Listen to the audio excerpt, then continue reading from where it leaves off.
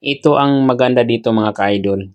Kung gusto niyo magtatanim talaga ng mga gulay, ang gagawin niyo dito, gagamit lang kayo ng lata. Ayan o. Kung may mga lata kayong gatas dyan, plastic galon, huwag niyo itapon. Sayang. Sa halip na itapon niyo or ibinta sa junk shop, tataniman niyo muna ng gulay. Kumbaga, pakinabangan niyo muna yung lata na meron kayo dyan. Tapos niyan mga ka-idol, ang kagandahan naman tulad nito, ang tanim ko dito ay pak choy or ito yung bok choy ang tawag dito. 25 days ay pwede na siyang ma-harvest. Ayan mga ka-idol ay 15 days lang yan.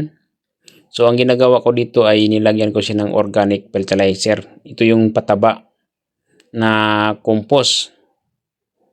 So nilagay lang sa sako. Ito naman ay binibili ko din sa online. Ayan. So yun naman ang ilalagay ko doon sa puno niya. Kumbaga dinagdagan ko lang siya doon. Ang kagandahan naman dito kapag organic fertilizer ang ginagamit ko sa pag-abono, ang mangyayari dito yung lumang lupa niya na tinatayuan ng gulay na yan ay hindi mawawala yung nutrition. Andyan pa rin. Kumbaga dinagdagan lang yung nutrition niya.